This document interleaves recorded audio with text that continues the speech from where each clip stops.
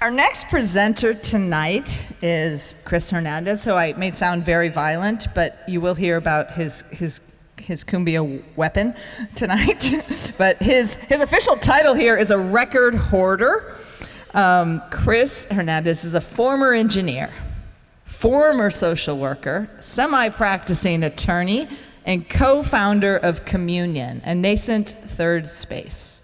A true lover of music, he has been an avid record collector, audiophile, and DJ for over 20 years. An adoring husband and proud father of the awesome Darwin and Fern, who I think are here tonight in the front row. Come on up, Chris.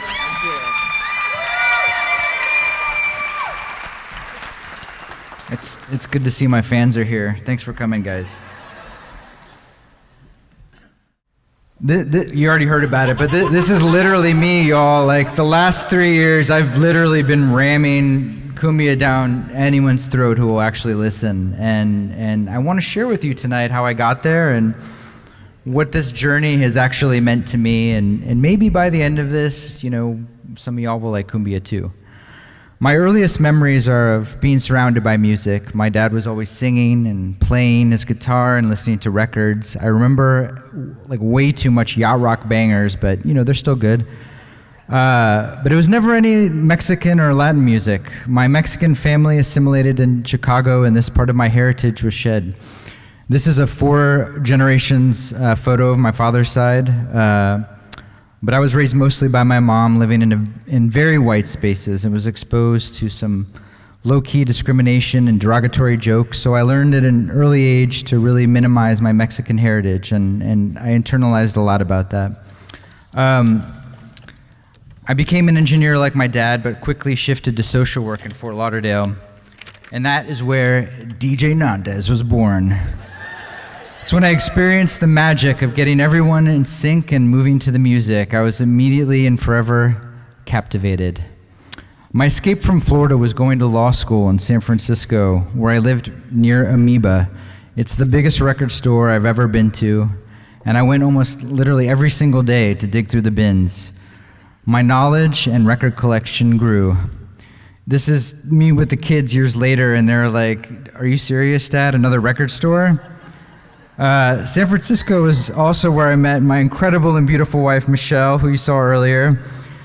This party, which I DJ'd, was actually the very first time she danced to music in public and for fun, which is something she said was one of the greatest gifts I've given to her. She's also the one who brought me to San Antonio, where my record collecting culminated in commissioning this incredible record wall by Leo Barrios. We quickly became friends, and Leo introduced us to his entire friend group, which continues to expand and forms the incredibly generous and supportive community that we are all part of now. These people are my dearest friends and my best audience. Sorry, guys.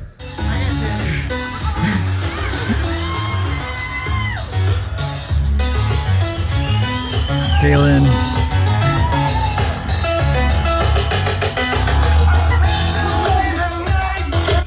And so for the first time in my life, I also had friends who were Mexican American, which was kind of crazy.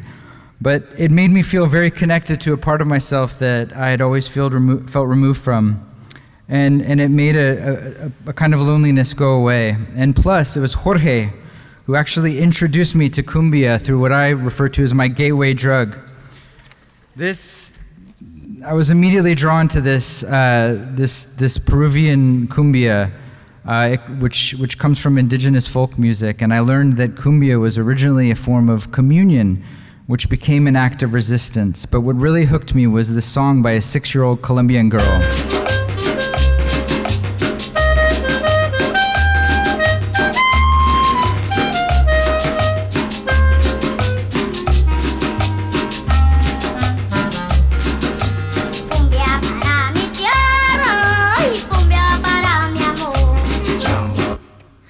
It's the shuffling rhythm, the haunting melodies, the grooving bass line, and the loose spirit that really just hits me at my core.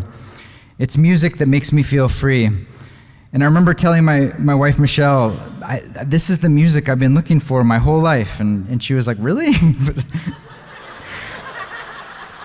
Cumbia comes from Colombia, but the people of Mexico really made it their own. And one of my favorite aspects of Mexican sonidero DJ culture is rebajada, which legend has it started from a happy accident where a turntable malfunctioned in a dance and the music started to play slow and the people loved it. And here, this is what it sounds like. This is like regular speed. Pa' pedirle una cosa que Dios no me ha querido dar. Pa' pedirle una cosa que Dios no me ha querido dar. Una negra. It's much nicer, slower. Cumbia has also introduced me to people all around the world. These are some of my cumbia connections. I've become closest to Fernando in Mexico City. He's told me a lot of stories and told me a lot about this music, but I actually taught him something that he did not know about, which is, hopefully you guys don't know this either, but so this is an indigenous instrument that drives the rhythm in cumbia. It's called a huacharaca, which is named after this bird, and it's mimicking its call.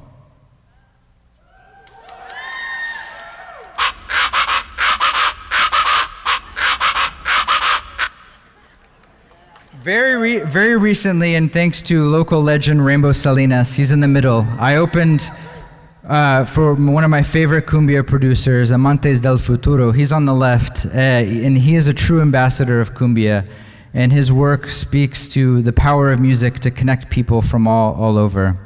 I was also recently able to take my dad and my brother to Mexico, who had never been there. We were at Teotihuacan, which is where this cover is shot. While we were posing for a photo, my dad proudly announced to the photographer, "Mis hermanos," mistaking the word for sons. It became a family joke. But truly in that moment, we made a connection with each other and our ancestry. This song is called Cumbia Teotihuacan.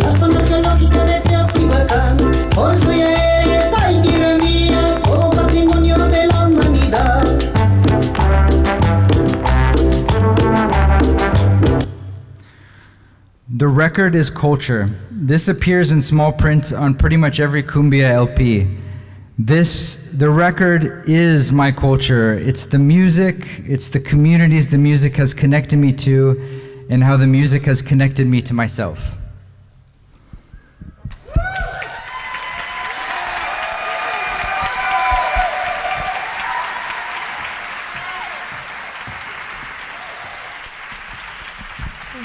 You know, the term hoarder suggests keeping it to yourself, but I mean, I get the sense, I mean, you're a sharer or maybe even a dealer of cumbia.